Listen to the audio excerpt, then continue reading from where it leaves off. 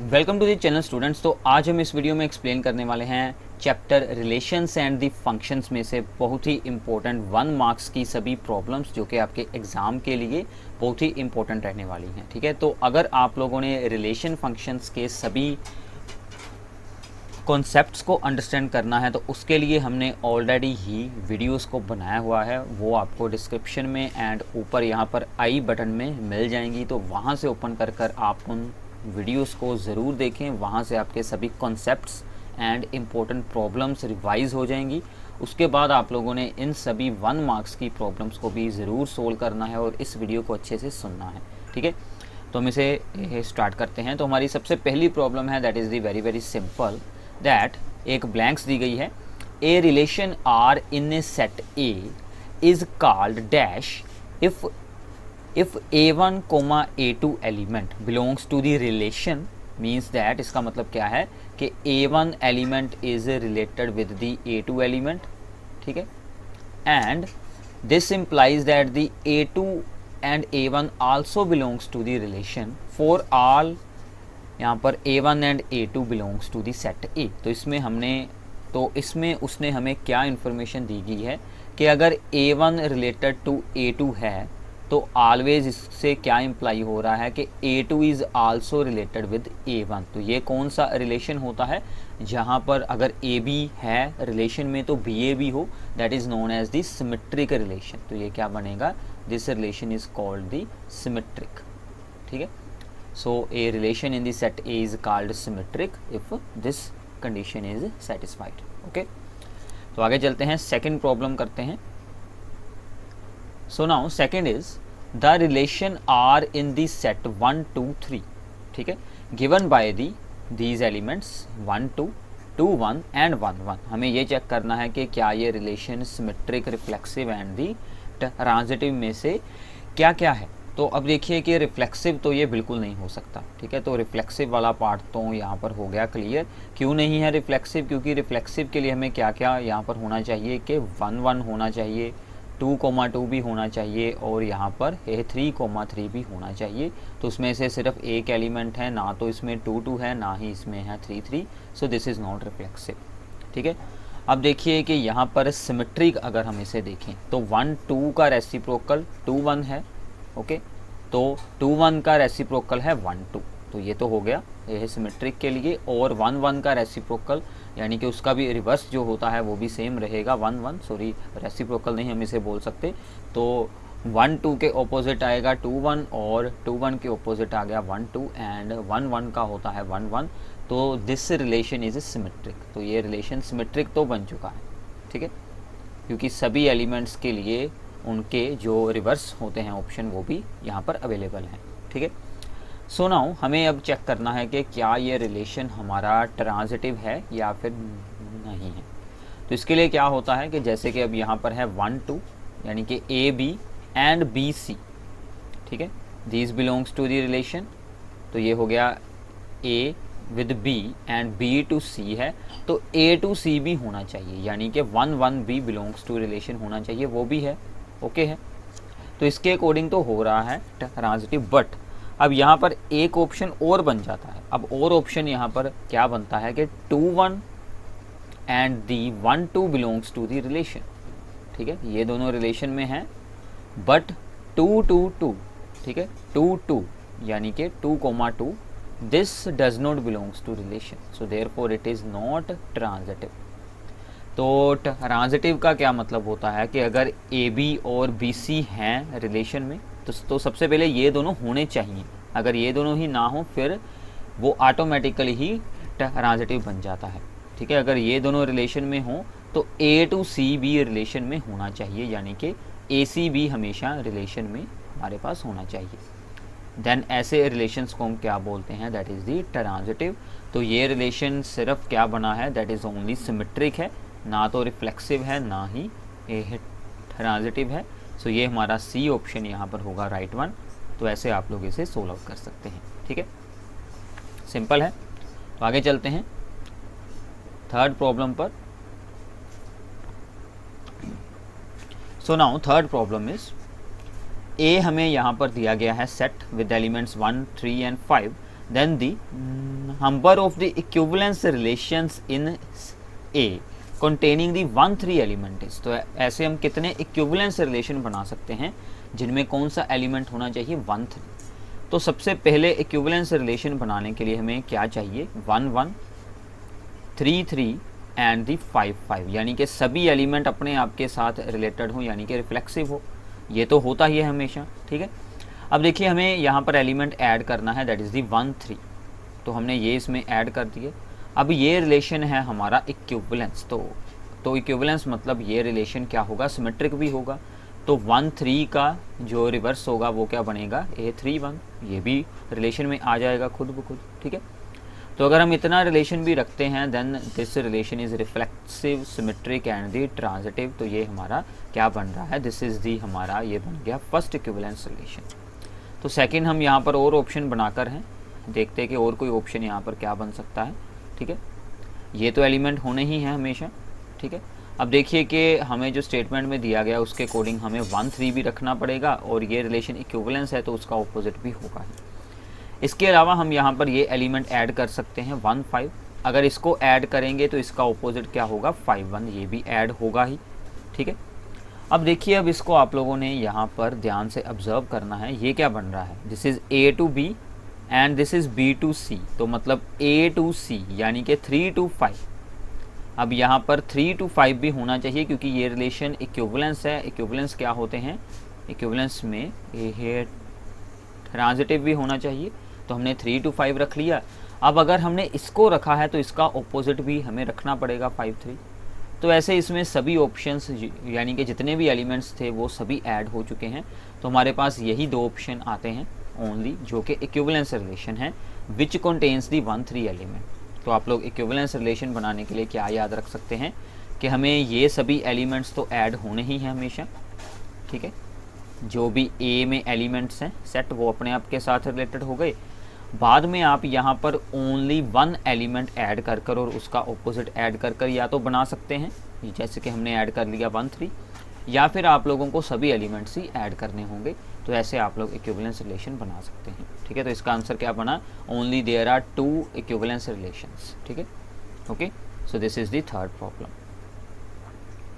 सो इसके बाद है हमारा fourth, that is the A relation in A set A is called dash relation if each element A of A is related to itself। मतलब हर element अपने आप के साथ रिलेटेड हो, यानी कि x belongs to the relation for all x belongs to the set A। तो ये कौन सा रिलेशन होता है, this is the reflexive relation. हमने अभी अभी ऊपर बनाया है कि सभी एलिमेंट अपने आप के साथ रिलेटेड हैं। सो this is the reflexive relation, ठीक है। तो ये तो काफ़ी सिंपल है, ऐसी ब्लैंक्स भी एग्जाम में आ सकती हैं, ठीक है। आगे आ गया हमारे पास fifth is important, check whether the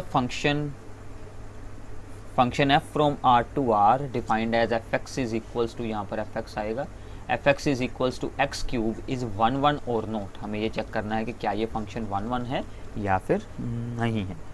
इसमें है क्यूब, तो क्यूब है तो ये 1 1 हो जाएगा। आप लोग इसे प्रूफ कर कर दिखाएं। तो हमें क्या करना होता है, लेट हमें 2 एलिमेंट्स चूज़ करने हैं, x1 comma x2 belongs to the real numbers domain, ठीक है। such that and assume करेंगे कि f of x1 is equals to the f of x2, ठीक है। उन दोनों की इमेजेस हैं सेम, इसका मतलब इसका आंसर क्या आएगा x1 का क्यूब और इसका आंसर क्या आएगा x2 का क्यूब, ठीक है। ओके, तो अब आप लोग डायरेक्टली भी यहाँ से क्यूब्स को हटा सकते हैं, नो प्रॉब्लम। तो आप लोग इस पर एक ये वाला फॉर्मूला भी अप्लाई कर सकते हैं, ये इस साइड पर आ जाएगा, ठीक है। बाकी वैसे तो 1 मार्क की है प्रॉब्लम, तो आप लोग इसको डायरेक्टली हटा दें तो भी अच्छा है।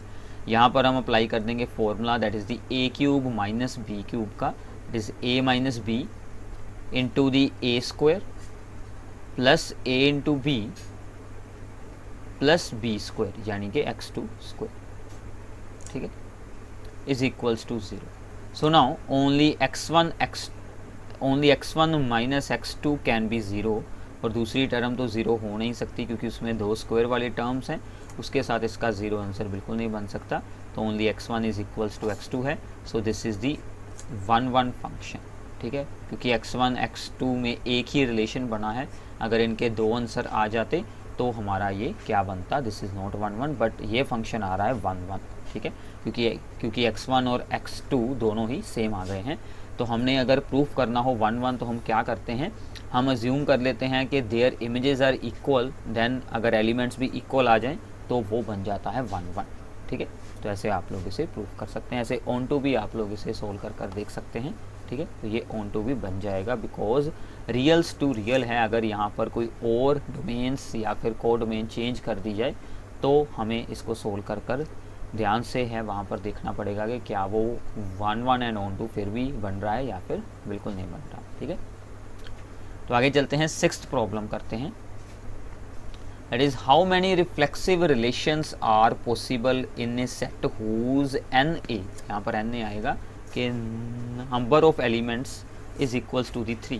तो हमने अभी भी ऊपर ऐसी ही एक प्रॉब्लम की थी, लेट ए में एलिमेंट्स हैं 1 2 3, जस्ट एन एग्जांपल है, क्योंकि यहाँ पर तो हमें सिर्फ आंसर बताना है कि टोटल ऐसे कितने रिलेशंस बनेंगे। तो सबसे पहला रिलेशन हमारा बन जाएगा, दैट इज़ दी, हम एलिमेंट्स चूज़ कर लेंगे 1 1, ठीक है, 2 2 एंड दी ए 3 3, ठीक है। सिर्फ इन्हीं को ही हम रखेंगे, this is an equivalence relation. Sorry, यहाँ पर उन्होंने ये हमसे पूछा है कि हाउ मैनी रिफ्लेक्सिव रिलेशंस, हमने रिफ्लेक्सिव रिलेशंस बनाने हैं। सो दिस इज़ दी, ठीक है, रिफ्लेक्सिव रिलेशन, ओके। अब देखिए कि रिफ्लेक्सिव रिलेशंस में क्या होता है कि ये एलिमेंट ऑलवेज हमें रखना ही पड़ता है, ठीक है। This element is always the part of the relation, क्योंकि हमें रिफ्लेक्सिव बनाना है। तो ये ही होने ज़रूरी हैं, बाकी के बारे में हमें बिल्कुल नहीं कुछ भी पता कि वो हो चाहे उस सेट में बिल्कुल ना हो, ये सभी 3 एलिमेंट्स होने ज़रूरी हैं। अब देखिए, जब कोई रिलेशन बनता है तो हम रिलेशन बनाते हैं on the from the set A cross ए। तो मतलब ए क्रॉस ए में अगर हम एलिमेंट्स को देखेंगे तो हमारे पास कितने एलिमेंट आ जाएंगे, ए में हैं 3 एलिमेंट, ए क्रॉस ए में आ जाएंगे 3 × 3, दैट इज़ दी 9 एलिमेंट। उसमें सभी एलिमेंट ऐसे होते हैं। तो उसमें से हमने 3 एलिमेंट्स ऑलरेडी यूज़ कर लिए हैं, तो हमारे पास कितने रिमेनिंग बनते हैं, ओनली 6 एलिमेंट्स। अब ये जो 6 एलिमेंट्स हैं, अब इनको रिलेशन में रखना है या फिर उसको रिलेशन में से बाहर रखना है, तो हर एक एलिमेंट के लिए हमारे पास 2 ऑप्शन हैं। तो इसका मतलब हमारे पास टोटल नंबर ऑफ रिलेशंस कितने बन जाएंगे, total number of the reflexive relations, ठीक है। तो उसको सोल्व करने के लिए हम यहाँ पर क्या अप्लाई करेंगे, total number of the reflexive relations. अब देखिए कि जितने भी एलिमेंट हैं हर एक के लिए हमारे पास 2 ऑप्शंस हैं, या तो रिलेशन के अंदर रखें या फिर उसे हम रखेंगे रिलेशन के बाहर। तो 6 के 6 एलिमेंट्स के लिए सेम ऑप्शन है, तो ये हमारा बन जाएगा 2 × 2 अप टू ये 6 टाइम्स, ठीक है। तो ये क्यों हुआ 6 टाइम्स, क्योंकि 6 एलिमेंट रिमेनिंग हैं, उनको रखना है या फिर उनको बाहर रखना है, तो सबके लिए 2 वेज हैं। तो ये बन गया 2 की पावर 6, तो इसे आप लोग सोल्व कर सकते हैं, ठीक है। तो ये हो गया रिफ्लेक्सिव रिलेशन, सिर्फ हमें देखने थे कि यहाँ पर कितने बन सकते हैं, ओके, सिंपल है। तो आगे चलते हैं, 7th प्रॉब्लम करते हैं। A relation R in the set S, this one is defined as the this one, ठीक है। Which of the elements of the relation are to be removed to make R an equivalence relation? तो equivalence बनाना है तो 1 1 2 2 and 3 3 तो remove हो नहीं सकते, रह कौन गया है 1 2। तो अब देखिए कि 1 2 क्यों रिमूव होगा, क्योंकि इक्विवेलेंस बनाना है तो या तो हमें 2 1 अंदर रखना पड़ेगा, क्योंकि उसका यहाँ पर ऑपोजिट होगा तो ही वो बनेगा सिमेट्रिक, तो हम इसे रिमूव कर देते हैं। So 1 2 element is to be removed, ठीक है। इसको रिमूव कर दें तो आपका रिलेशन इक्विवेलेंस बन जाएगा, सिंपल था बिल्कुल, ठीक है। इसमें ऐड करने के लिए अगर आपको आ जाए, अगर इसी में स्टेटमेंट चेंज कर आ जाए कि इसमें कौन सा एलिमेंट ऐड किया जाए, तो हम क्या करेंगे 1 2 का रिवर्स ऐड कर देंगे, दैट इज़ दी 2, उसके साथ भी ये इक्विवेलेंस बन सकता है, ठीक है। तो आगे चलते हैं। A relation R in the set of the real numbers R, defined as the A B are related if B is equals to square root of A, is a function or not। हमें ये check करना है कि क्या ये एक function है या फिर बिल्कुल नहीं है, ठीक है। तो अब देखिए कि यहाँ पर B का आंसर क्या आ रहा है, B is equals to the square root of A, ठीक है। तो मतलब हम यहाँ पर इसका अगर स्क्वायरिंग कर दें तो ये क्या बन जाएगा, b square is equals to a, so which implies that the a is equals to the b square, ठीक है। सो नाउ हमें यहाँ पर सिर्फ दो चीज़ों का है ख्याल रखना। एक तो ये होता है कि अगर हम ए की यहाँ पर कोई भी वैल्यू यूज़ करते हैं तो हमारा बी का आंसर यूनिक आना चाहिए, तो वो तो यूनिक ही आएगा, ठीक है। अगर मैं ए की यहाँ पर कोई भी वैल्यू यूज़ करूँ तो बी का ओनली वन आंसर आना चाहिए, वो ओके है, ठीक है। और सेकंड क्या होता है, सेकंड ये होता है कि हमारी डोमेन क्या है, our domain is the all the real numbers, ठीक है, ओके। तो ये जो हमारा रूल है यानी कि b is equals to root A, ये डोमेन के सभी एलिमेंट्स के लिए डिफाइन होनी चाहिए कि मगर इसका मतलब कि a की हम सभी रियल नंबर्स की वैल्यूज़ यूज़ कर पाएँ। बट यहाँ पर अब क्या प्रॉब्लम है कि a तो हमारी स्क्वायर रूट के अंदर है, सो a इज़ ओनली, a हमारी क्या हो सकती है, ओनली 0 टू इन्फिनिटी, ठीक है। तो a की वैल्यूज़ जो हैं वो 0 से छोटी यानी कि माइनस में बिल्कुल नहीं हो सकती। तो इसका मतलब कि ये जो है हमारा रिलेशन ये सभी रियल नंबर्स के बिल्कुल नहीं डिफाइन है, तो this is not a function, ठीक है। So this is not function. Reason क्या है, because this is not defined for a in this interval, ठीक है। तो इस इंटरवल में ये बिल्कुल नहीं डिफाइन हो रहा है, क्योंकि अगर हम यहाँ पर कोई ऐसी वैल्यू यूज़ कर देते हैं b is equals to the -1 का स्क्वायर रूट या फिर -2 का स्क्वायर रूट, तो ये सभी हमारी यहाँ पर इमेजिनरी टर्म्स बन जाएंगी, ये सभी रियल नंबर्स बिल्कुल नहीं बनेंगे। तो इसका मतलब इसके लिए ये बिल्कुल नहीं डिफाइन हो सकता, ठीक है।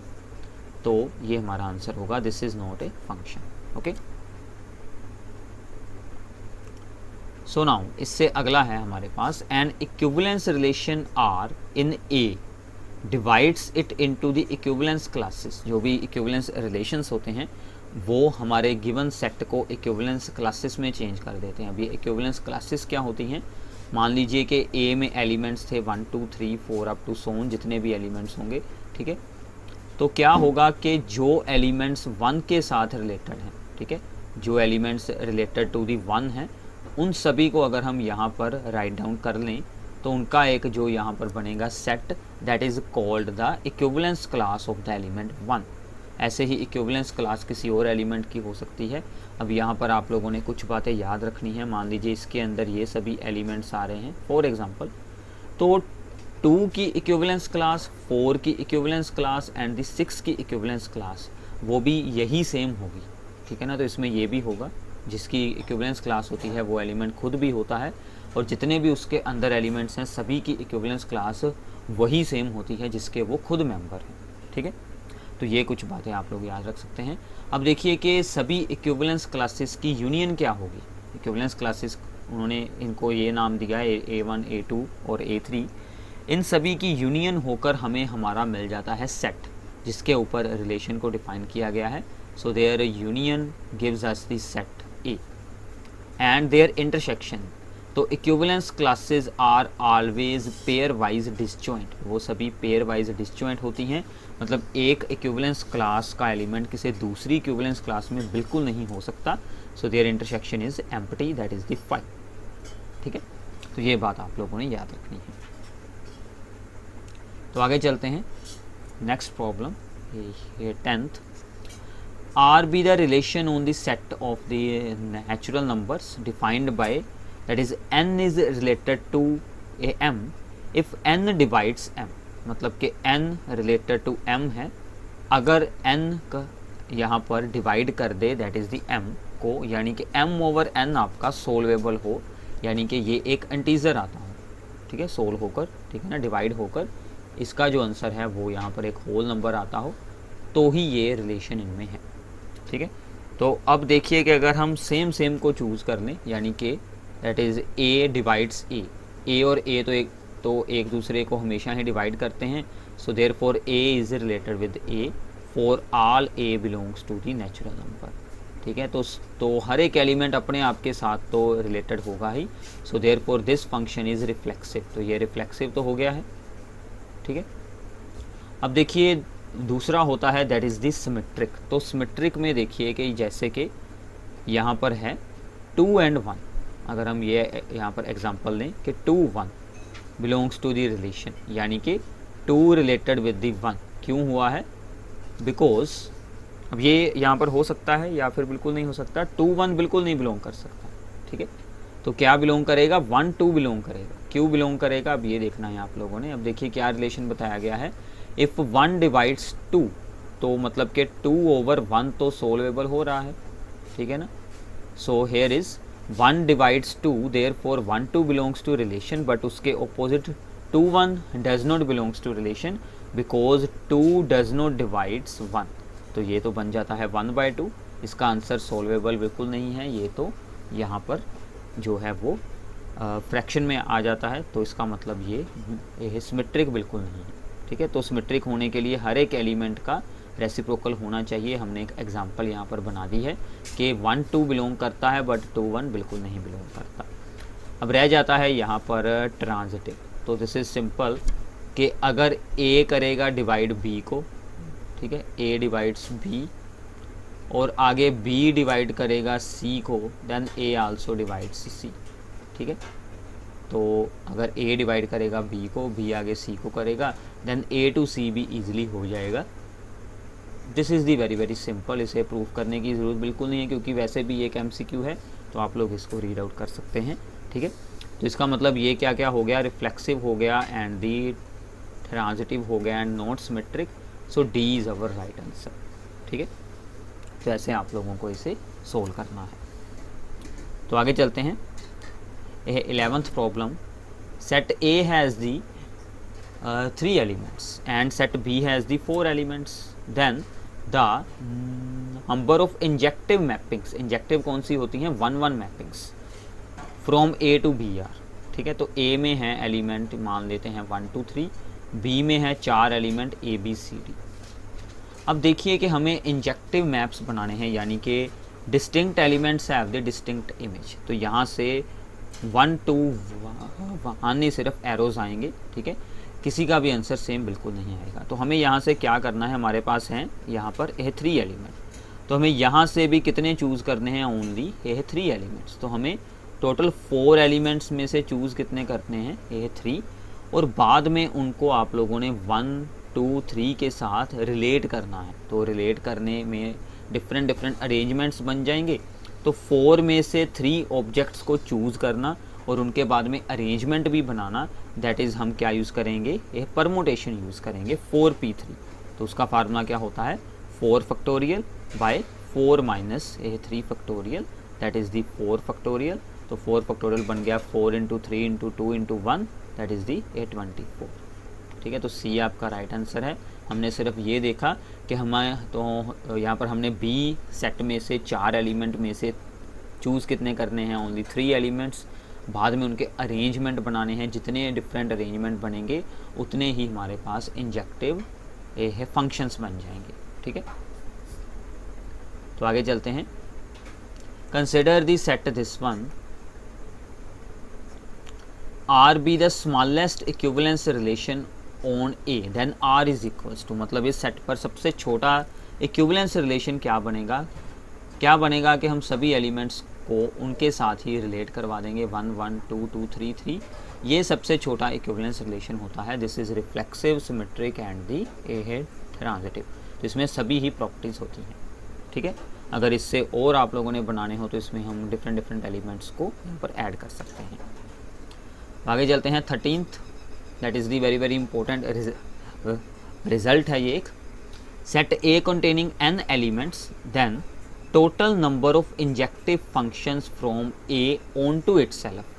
तो ए में भी n एलिमेंट्स हैं, यहाँ पर n एलिमेंट्स हैं, 1 2 3 अप टू सोन n, और ए टू ए ही हमें इसको बनाना है, तो इसमें भी n एलिमेंट्स हैं। तो n एलिमेंट्स को n एलिमेंट्स के साथ हमने, मतलब उन सभी को वहाँ पर अरेंज करना है। तो n एलिमेंट्स को हमने यहाँ पर n ये पोजीशंस पर अरेंज करना है, तो n बन जाएगा, यानी कि n फैक्टोरियल। इसका आंसर क्या आ जाएगा, n फैक्टोरियल, ठीक है। तो फैक्टोरियल ऐसे भी शो कर सकते हैं, ऐसे भी कर सकते हैं, तो ये इसका सिंपल सा आंसर होगा, ठीक है। तो आगे चलते हैं 14th पर। तो यहाँ पर 14th क्या है, this is very important, z be the set of the integers and r be the relation defined on the z such that a minus b is divisible by the 3, ठीक है। then r partitions the set z into dash pair wise disjoint subsets। मतलब हमने ये देखना है कि इसमें से कितनी इक्विवेलेंस क्लासेस बन सकती हैं, 1 2 3 4 5 कितनी इक्विवेलेंस क्लासेस यहाँ पर बन सकती हैं। तो अब जब आती है डिविजिबिलिटी की बारी, तो डिविजिबिलिटी के केस में जिसके साथ आप लोग डिविजिबल करेंगे उतनी ही क्लासेस फॉर्म हो जाएंगी। तो एक तो यही शॉर्टकट है, आप लोग यहाँ पर सीधा आंसर लगा दें 3। और अगर आप इसे अच्छे से एक्सप्लेन करना चाहते हैं या फिर अंडरस्टैंड करना चाहते हैं तो हम एग्जांपल के साथ इसे यहाँ पर एक्सप्लेन करते हैं। मान लीजिए हमने सबसे पहला एलिमेंट चूज़ कर लिया 0 फ्रॉम द रियल नंबर। अब देखिए अगर हमें 0 की इक्विवेलेंस क्लास बनानी हो तो हमें यहाँ पर अब क्या देखना होगा कि हम 0 में से कौन सा एलिमेंट यहाँ पर हैं करेंगे सब्ट्रैक्ट, जिसका आंसर के डिविजिबल बाय आ जाए बाद में A3। तो ये क्या बन गया -b। तो इसका मतलब क्या है कि इसका आंसर हमें क्या चाहिए, 3 के साथ डिविजिबल। तो वो क्या क्या एलिमेंट हो सकते हैं, एक तो 0 हो गया खुद, फिर आ गया 3 6 9 12 अप टू सो ऑन। ऐसे ही हमारे यही सेम टर्म्स आ जाएंगी, इसके ऑपोजिट जो होंगे साइंस उसमें भी, तो उसको भी यहीं पर हम लिख लेते हैं -3 -6 -9 -12। ऐसे ये सभी एलिमेंट्स यहाँ पर आ जाएंगे, ठीक है। ऐसे ही अगर हम इससे जो अगला एलिमेंट होगा 1, उसकी इक्विवेलेंस क्लास बनाएंगे तो एक तो यही आ गया खुद, एक आएगा 4 क्योंकि 1 - 4 यहाँ पर आ जाएगा 3 के साथ डिवाइड हो जाएगा, ठीक है ना। 1 - 4 दैट इज़ दी -3, ये भी है डिविजिबल बाय 3। ऐसे ही आगे के आगे 7 10 और इस साइड पर अगर हम आएंगे तो ये बन जाएगा आपका -2 और दैट इज़ दी -5 और अप टू सो, ठीक है। 2 बन गई। अगला एलिमेंट होगा 2, तो आप लोग ऐसे ही 2 की भी यहाँ पर बना सकते हैं। तो एक तो ये आ जाएगा खुद ही, देन 5 देन 8 देन 11, ठीक है। अगर हम इस साइड पर जाएं तो ये बन जाएगा -1 -4 अप टू सो, ठीक है। तो सभी में ही 3 का गैप है। अब देखिए 0 की बन गई, इसकी भी फॉर्म हो गई 1 की। अब देखिए 2 की बन गई, उसके बाद आएगा 3, बट 3 इज़ ऑलरेडी हेयर, तो 3 की इक्विवेलेंस क्लास तो यही बनेगी। बाद में 4 is here, then 5 is here, then 6 is here. तो बाकी सभी एलिमेंट्स यहाँ पर हैं। There are only 3 different equivalence A है क्लासेस, ठीक है। तो ये बात आप लोगों ने याद रखनी है। तो आगे चलते हैं। Let A be the finite set, then each injective function from A into itself is not surjective. This is false statement, this is false because अगर ए टू ए है, ठीक है, और ए हमारा एक यहाँ पर है that is the finite set. अगर फंक्शन दिया हो हमें 1 1, देन वो फंक्शन ऑन टू भी बन जाएगा अपने आप ही। अगर दिया होगा ऑन टू तो वो फंक्शन 1 1 भी खुद ही बन जाएगा। अगर सेम सेट से सेम सेट तक है ए टू ए, और ए सेट हमारा यहाँ पर क्या है, फाइनाइट सेट है, ठीक है। इनफाइनाइट बिल्कुल नहीं होना चाहिए, ठीक है। तो ये स्टेटमेंट्स इसकी जगह पर होंगी राइट, ओके। इसके बाद करते हैं 16th, the maximum number of the equivalence relations. इस बार इक्विवेलेंस है ऑन द सेट ए, जिसमें एलिमेंट्स है 1 2 3, दैट इज़ द 5 रिलेशंस हम ऐसे बना सकते हैं।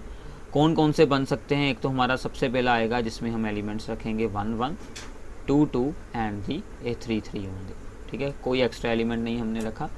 फिर हमारा जो यहाँ पर बन सकता है सेकंड रिलेशन, वो क्या बन सकता है, ये सभी तो एज इट इज़ ही आएंगे नंबर एलिमेंट्स। तो हम इसके साथ कोई भी एक एलिमेंट इसमें ऐड कर लेते हैं दैट इज़ दी 1 2 और उसी का ही रिवर्स 2 1, ठीक है। अब देखिए कि 1 2 और यहाँ पर अगले ऑप्शन में हम क्या ऐड कर लेंगे 1 3, और अगले ऑप्शन में हम यहाँ पर ऐड कर लेंगे A2 3। तो ये हमारा बन जाएगा R3, ये बन जाएगा R4, और R जो हमारा यहाँ पर होगा 5, उसमें सभी एलिमेंट्स होंगे, यानी कि वो हमारा यहाँ पर एक रोस ए के ही बराबर होगा, सभी एलिमेंट्स होंगे, ठीक है। तो ये बात आप लोगों ने यहाँ पर अब याद रखनी है कि ऐसे हम सभी इक्विवेलेंस रिलेशन बना सकते हैं। तो सबसे छोटा होता है ये, उसमें एक एक करके हम ये वाले एलिमेंट ऐड कर दें क्योंकि उनका रिवर्स भी आ जाएगा साथ में ही, ठीक है। और एक होता है हमेशा ही इक्विवेलेंस रिलेशन जो कि एक रो से एक ही बराबर होता है, सभी एलिमेंट्स उसमें होते हैं, ठीक है।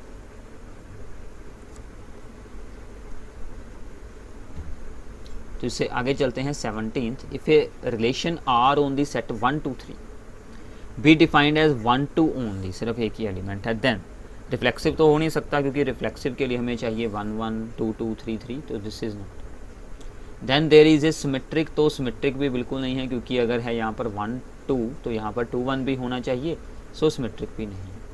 अब देखिए ये सिर्फ ऑप्शन बचता है दैट इज़ दी ट्रांजिटिव, तो जिसमें मैंने आपको बताया था कि A B comma B C, ये पहले आप लोगों ने देखना है कि रिलेशन में है या फिर नहीं है।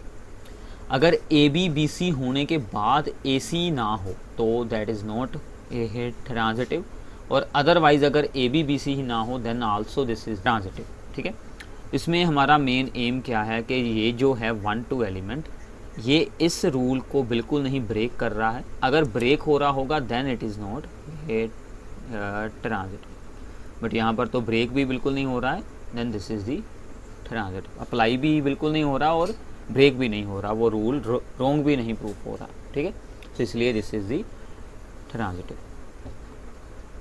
आगे चलते हैं 18th। If a set A contains the 5 element and set B contains the 6 elements then the number of the 1 1 and onto mappings. तो ए में एलिमेंट्स हैं टोटल यहाँ पर 5 और बी में है 6, तो हमें क्या बनाने हैं, 1 1 भी हो और ऑन टू भी हो। ये बात आप लोगों ने अब अच्छे से याद कर लेनी है कि एक सेट से दूसरे सेट तक 1 1 एंड ऑन टू अगर आप लोगों ने फंक्शन बनाना है तो दोनों सेट्स में इक्वल एलिमेंट्स होने चाहिए। अगर यहाँ पर भी 5 एलिमेंट हैं तो यहाँ पर भी 5 होंगे तो ही 1 1 ऑन टू बनेगा, अदरवाइज़ एक एलिमेंट हमारा छूट जाएगा तो वो ऑन टू बिल्कुल नहीं होगा फिर। ठीक है, so therefore there are 0 such function that is 1 1 and onto both. ठीक है, अगर ऐसा बनाना है तो दोनों में हमें इक्वल नंबर ऑफ एलिमेंट्स रखने पड़ेंगे, 5 5 या फिर 6 6। ठीक है, तो आगे चलते हैं। So now this is important. At A is this set with n elements and B is only 2 elements. Then the number of the surjections, surjection यानी कि on to, ठीक है, from A to B। तो A में है हमारे पास n elements, ठीक है, और B में है हमारे पास ओनली 2 एलिमेंट। ठीक है, अब देखिए हमें सिर्फ ऑन टू बनाना है, नॉट 1 1। तो ऑन टू के केस में क्या होता है कि यहाँ पर बहुत सारे एलिमेंट्स के सेम आंसर भी हो सकते हैं। अब देखिए अगर हम एक एलिमेंट की यहाँ पर बात करें तो वो या तो ए के साथ होगा रिलेट या फिर बी के साथ होगा, दोनों में से एक के साथ होगा। तो सभी एलिमेंट के पास 2 ऑप्शंस हैं, so therefore 2 rays to power n बन गए। ठीक है, 2 रेज़ टू पावर n बन जाएगा। और दूसरा यहाँ पर आप लोगों ने क्या ध्यान रखना है, हमें ऑन टू बनाना है। ऑन टू का मतलब होता है कि ये सभी एलिमेंट्स यूज़ होने चाहिए, बी भी यूज़ हो और ए भी यूज़ हो। तो इसमें 2 केस आएंगे। अगर हम सभी एलिमेंट्स को ज्वाइन कर दें ए के साथ तो बी हमारा बाहर रह जाएगा। ठीक है, एक केस तो ये हो गया। और अगर हम सभी एलिमेंट्स को ऐसे ही बी के साथ कर दें रिलेट और ए बाहर रह जाएगा, तो ये जो 2 केसेस हैं वो हमें यहाँ से रिमूव करने हैं। तो हमारा आंसर क्या बन जाएगा, 2 rays to power n minus 2। ठीक है, so B is the right answer. ठीक है, तो आगे चलते हैं नेक्स्ट 20th। दैट f from r to r be defined as the fx is equals to the 1/x for x belongs to r then f is. तो f क्या है, 1 1 है, ऑन टू है, बाइजेक्टिव मतलब के बोथ 1 1 एंड ऑन टू, या फिर not defined. तो हम यहाँ पर क्या लिखेंगे, f is not defined at x is equals to 0। वो x इज इक्वल्स टू 0 पर डिफाइंड ही बिल्कुल नहीं हो सकती, क्योंकि 0 ओवर में रखेंगे then this is not determined value. ठीक है, तो इसका कोई भी हल नहीं होता, तो इसलिए ये बन जाएगा it is not defined at x is equals to 0। ठीक है, तो ये थे आप लोगों के लिए रिलेशन फंक्शंस में से जितने भी इंपॉर्टेंट MCQs या फिर ब्लैंक्स या फिर अनमार्क्स की प्रॉब्लम्स बन सकती थी, वो मैंने आपको एक्सप्लेन की है।